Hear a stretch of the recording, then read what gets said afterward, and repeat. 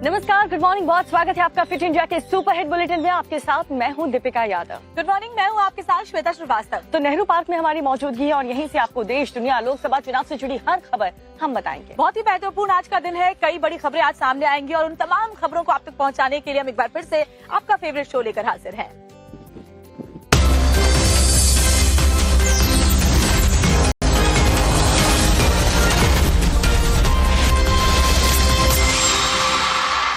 बड़ी खबर के साथ बुलेटिन की शुरुआत करेंगे। कन्याकुमारी में प्रधानमंत्री नरेंद्र मोदी ध्यान साधना करने वाले हैं और आपको ये भी बताएं कि होशियारपुर में रैली के बाद प्रधानमंत्री आज कन्याकुमारी के लिए रवाना हो जाएंगे। तो ये बड़ी खबर आपको बता रहे हैं, प्रधानमंत्री नरेंद्र मोदी जाने वाले हैं कन्याकुमारी, ध्यान साधना करने वाले हैं।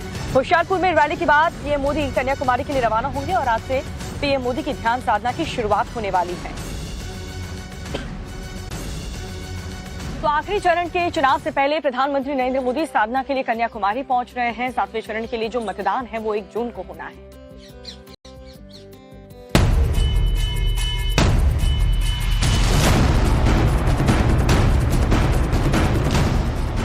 पीएम मोदी ध्यान साधना करने के लिए आज कन्याकुमारी स्थित विवेकानंद रॉक मेमोरियल जाएंगे और वहां 1 जून की शाम तक ध्यान साधना करेंगे। पीएम रॉक मेमोरियल के उसी पत्थर पर ध्यान लगाएंगे जहां स्वामी विवेकानंद ने पूरे देश का भ्रमण करने के बाद 3 दिनों तक ध्यान लगाया था। वहीं पीएम मोदी के कन्याकुमारी दौरे को लेकर अब सियासत भी शुरू हो गई है। पश्चिम बंगाल की मुख्यमंत्री ममता बनर्जी ने कहा कि मतदान से पहले चुनाव प्रचार खत्म हो जाएगा। आज शाम के बाद प्रचार करने की अनुमति नहीं होगी। मोदी जी ध्यान कर सकते हैं, लेकिन उसे टीवी चैनल पर प्रसारित नहीं किया जाना चाहिए, क्योंकि ये आदर्श आचार संहिता का उल्लंघन होगा। किसी भी उल्लंघन की तुरंत रिपोर्ट की जाएगी। मैं खुद शिकायत दर्ज कराऊंगी। तो वहीं डीएमके ने चुनाव आयोग और डिस्ट्रिक्ट कलेक्टर से पीएम के ध्यान कार्यक्रम पर रोक लगाने की मांग की है। डीएमके ने इस कार्यक्रम को आचार संहिता का उल्लंघन करार दिया है। पीएम मोदी पंजाब के होशियारपुर में आखिरी चुनाव सभा को संबोधित करने के बाद आज तमिलनाडु रवाना होंगे। ये पहली बार नहीं है जब पीएम मोदी ध्यान चिंतन करेंगे। 2014 का लोकसभा चुनाव खत्म होने के बाद पीएम मोदी महाराष्ट्र के प्रतापगढ़ गए थे, जहां शिवाजी महाराज और अफजल खान की लड़ाई हुई थी और शिवाजी महाराज ने बाघ नख से अफजल खान को मार दिया था।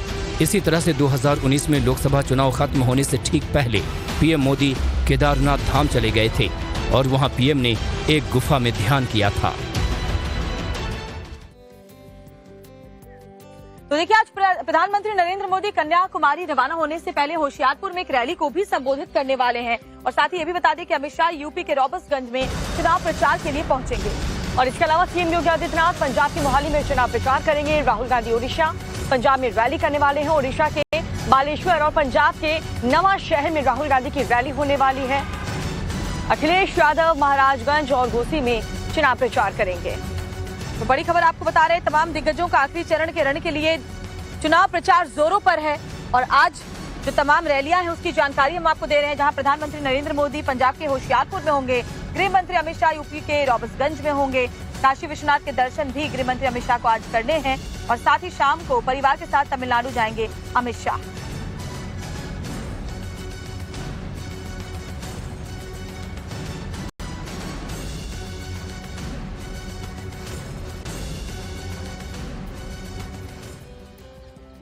तो आज ही का दिन है और आज के बाद जो रैलियों का शोर है वो थम जाएगा, क्योंकि चुनाव प्रचार का आज आखिरी दिन है। 1 जून को 7वें चरण के लिए मतदान होना है और उससे पहले तमाम दिग्गज जितने भी नेता हैं अलग अलग पार्टियों के, उन सब ने पूरी ताकत झोंक दी है। तो आज किस किस बड़े नेता की कहां रैलियां हैं, चलिए आपको फटाफट से इस रिपोर्ट के जरिए पूरा अपडेट दिखा देते हैं।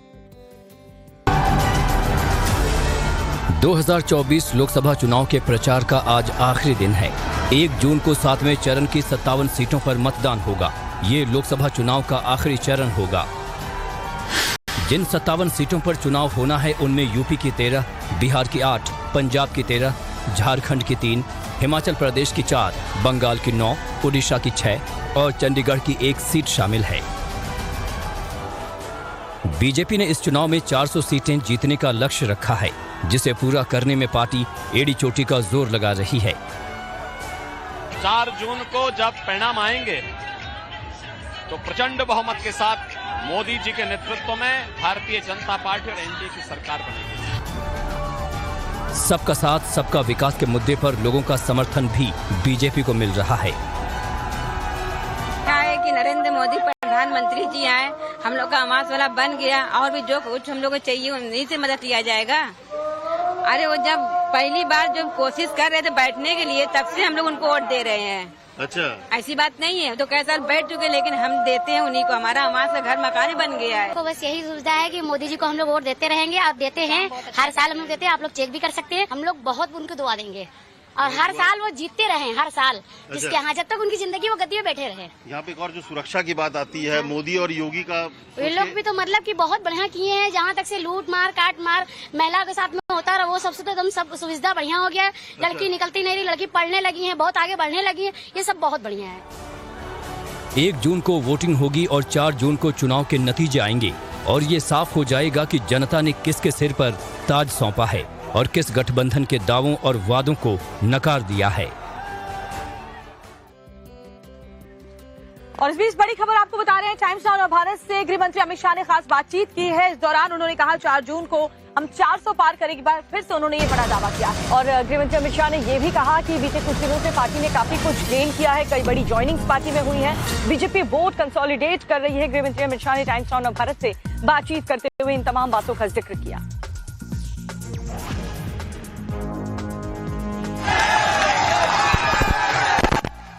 अमित भाई, गाजीपुर में जो था पहले कुछ और समीकरण थे, आज का माहौल देख के कुछ और समीकरण नजर आ रहे हैं। आपको लगता है कि ये आसानी से माफिया राज की हार हुई है उत्तर प्रदेश में? देखिए, अंतिम 7 दिन में 7वें चरण की सभी सीटों के अंदर भारतीय जनता पार्टी बहुत अच्छा गेन पूरी है। कुछ महत्वपूर्ण ज्वाइनिंग भी हुए हैं और जैसे जैसे चुनाव नजदीक आता गया, भारतीय जनता पार्टी अपने वोट कंसोलिडेट करती जा रही है। गाजीपुर की ये रैली बता रही है कि गाजीपुर में निश्चित रूप से भारतीय जनता पार्टी जीतेगी। अमित भाई, जैसे हम देख रहे हैं यूपी में कांग्रेस और सपा साथ है। अखिलेश और राहुल गांधी ने इकट्ठे यहाँ वाराणसी में अपने आकर सभा करी और कहा एक सीट बीजेपी नहीं जीत रही। आंकड़ों को लेकर समीकरण और पॉलिटिक्स शुरू हो गए हैं। जिस तरीके से वो कह रहे हैं 150 से पार बीजेपी नहीं जा रही। देखिए, बहुत कम समय है, 4 तारीख को देखिए हम 400 पार कर लेंगे। आपको यूपी और ओवरऑल इस देश में समीकरण क्या लग रहा है? कितनी सीट आप दे रहे हैं भाजपा और एनडीए को? भाजपा और एनडीए को क्या सीट का नंबर दे रहे हैं आप? 400 पार करेंगे। 400 पार करेंगे। Thank you so much for speaking to अस।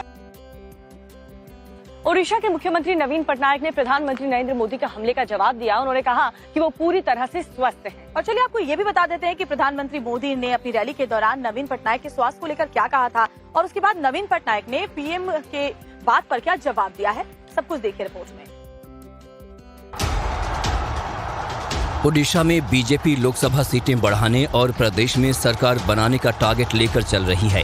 लिहाजा पीएम मोदी समेत बीजेपी के दिग्गज नेताओं ने ओडिशा में प्रचार के दौरान एड़ी चोटी का जोर लगा दिया। कल पीएम मोदी ने ओडिशा में नवीन पटनायक की सेहत का मुद्दा उठाया तो प्रदेश की सियासत गर्मा गई। पीएम मोदी ने रैली के दौरान पूछा कि क्या नवीन पटनायक की सेहत के साथ कोई साजिश हो रही है।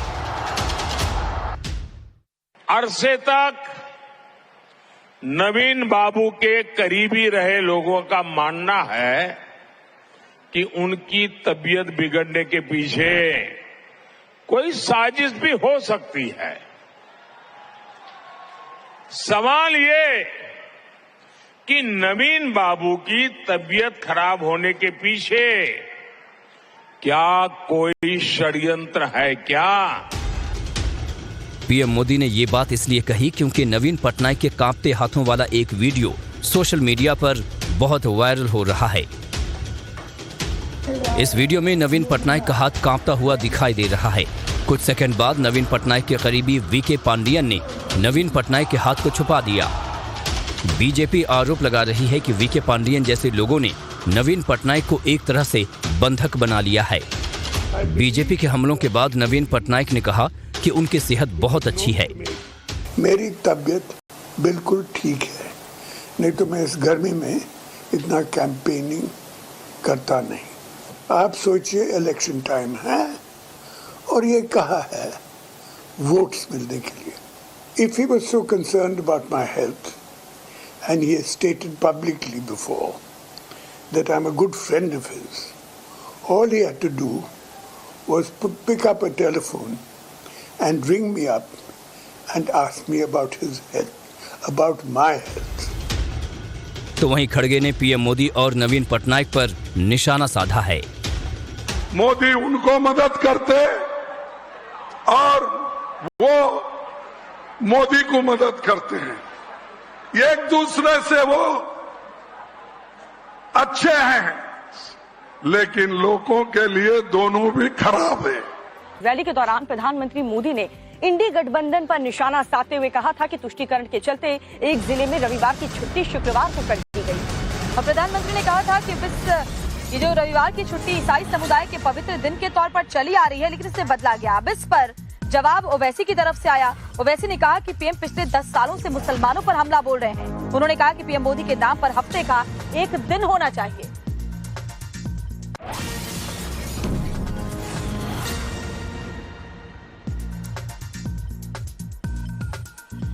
झारखंड में जाकर तकरीर करके मोदी ने कहा कि झारखंड के किसी जिले में जुमे के दिन छुट्टी का ऐलान कर दिया गया, तो मोदी ने कहा देखिए यहां पर मुसलमान जुम्मे को छुट्टी मना रहे हैं, अब क्या मुसलमान संडे के दिन ईसाइयों से लड़ेंगे, और अगर नहीं करेंगे तो क्या हिंदुओं से लड़ेंगे।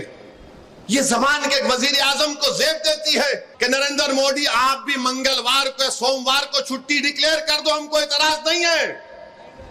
अगर वो उससे भी दिल नहीं भरता तो आप ये कह दो कि हफ्ते में 7 दिन नहीं रहेंगे, 8 दिन रहेंगे, उसको कह दिए उसका नाम मोदीवार होगा। मोदीवार कर दीजिए। अगर भारत की गरीबी मोदीवार करने से खत्म होती है तो करके बताइए हमको। बड़ी खबर यह है कि वहां आग का कहर देखने को मिल रहा है। जंगलों में जबरदस्त आग लग गई है। जहां वहां पर काफी नुकसान हुआ है। हिमाचल सरकार पर हमला बोल रहे अनुराग ठाकुर ने पोस्ट वीडियो किया है, कहा कि हिमाचल सरकार हाथ पर हाथ धरे बैठी है। रोम जल रहा था, नीरो बंसी बजा रहे थे। देखिए, उन्होंने उस कहावत को दोहराया कि जब रोम जल रहा था नीरो बंसी बजा रहा था, यानी कि हिमाचल सरकार को कोई फर्क नहीं पड़ा।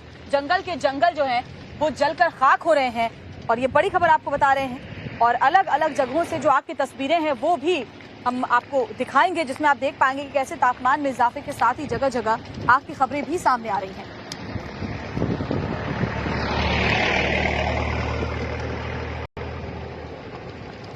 तो बढ़ती गर्मी और तापमान के चलते देश के कई हिस्सों में आग इस वक्त देखने को मिल रही है। कई ऐसे जंगल हैं पहाड़ी इलाकों में जहां जबरदस्त आग लगी हुई है। और इसी को लेकर के, और ये 3 तस्वीरें फिलहाल आपके सामने हैं अलग अलग जगहों से, जहां आप देख पाएंगे कैसे आग का कहर देखने को मिल रहा है। कई बार स्वास्थ्य सेवाओं में गड़बड़ी, दवाइयों में लापरवाही, डॉक्टर की लापरवाही, ऐसी घटनाएं कई बार सुनी होंगी। लेकिन हरदोई जिले में कैंसर का इलाज करने वाला एक अस्पताल ऐसी जगह चलाया जा रहा है जो एक ढाबा है। जी हाँ, सही सुना आपने। सड़क किनारे खप्पर वाले ढाबे में ये कैंसर हॉस्पिटल चलाया जा रहा था। हालांकि अब इस फर्जी कैंसर हॉस्पिटल का भंडाफोड़ हो गया है, लेकिन ये तस्वीरें बहुत ही चौंकाने वाली हैं। आप भी देखिए।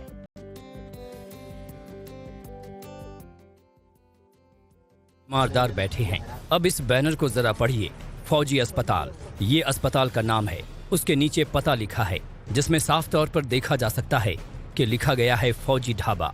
जी हाँ, ये अस्पताल सड़क किनारे बने एक ढाबे में चलाया जा रहा है, जहां नाम मात्र की व्यवस्था कर कैंसर जैसी गंभीर बीमारी का इलाज किया जा रहा है। हैरत में डालने वाले अस्पताल की तस्वीरें यूपी के हरदोई जिले से सामने आई हैं, जहां एक ढाबे पर टीन शेड में एक अवैध अस्पताल का संचालन हो रहा था, जहां छप्पर के नीचे कैंसर मरीज का इलाज किया जा रहा था।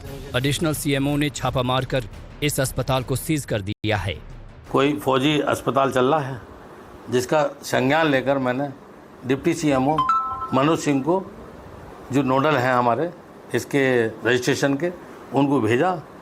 और उन्होंने वहाँ पर जाकर देखा तो वहाँ पाया कि फौजी अस्पताल कटिया मऊ कछुना पर 10 बेड का चल रहा है और वो टीन शेड के नीचे चलाया जा रहा है। उसके बराबर में एक छप्पर का उन्होंने झोपड़ी बना रखी है, उसमें एक मरीज़ भर्ती मिला।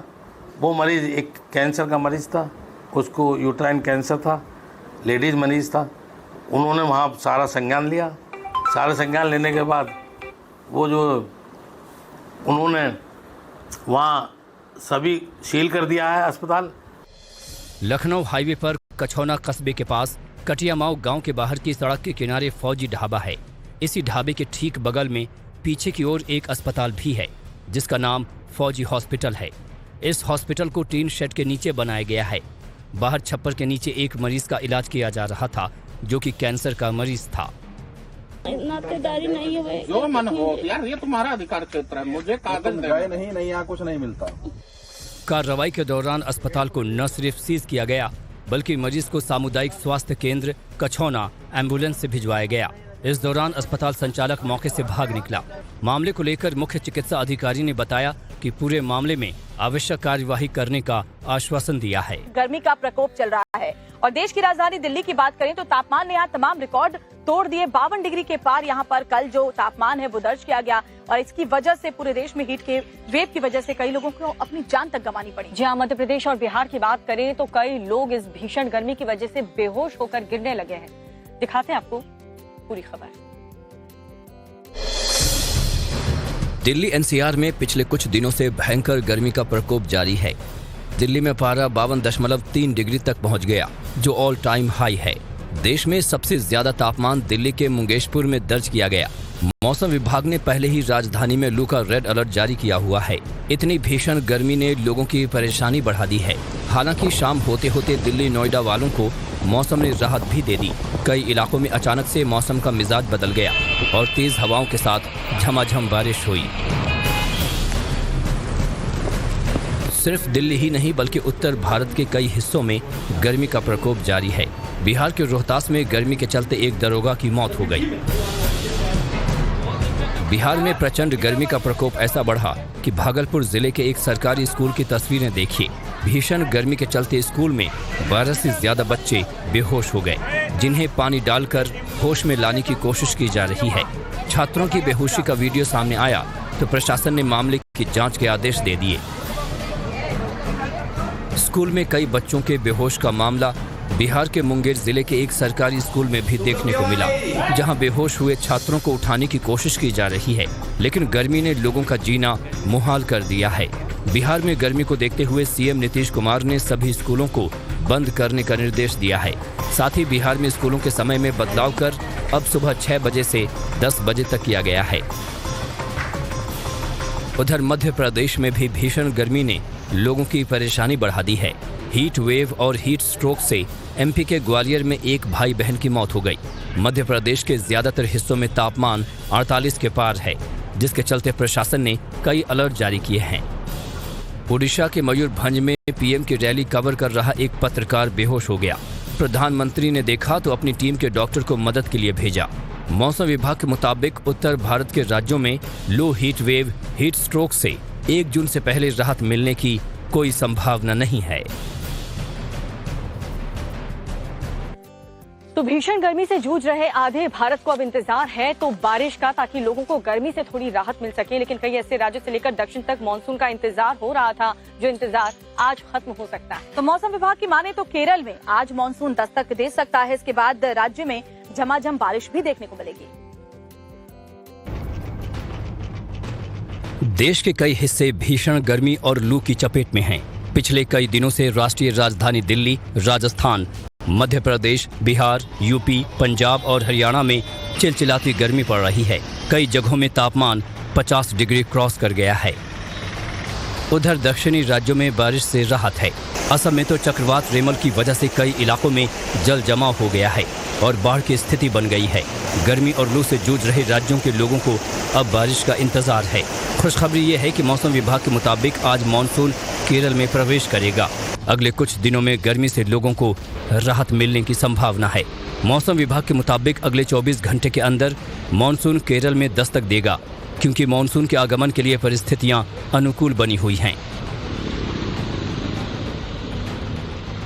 देश में हर साल मानसून जून में ही दस्तक देता है और 15 जुलाई के आसपास पूरे देश को कवर कर लेता है।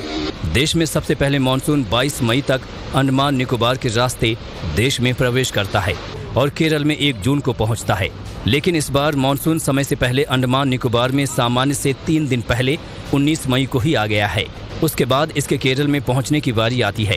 केरल की बात करें तो यहाँ मानसून के एंटर करने की सामान्य तारीख 1 जून है, लेकिन इस बार 30 मई को ही केरल में मॉनसून एंटर कर रहा है।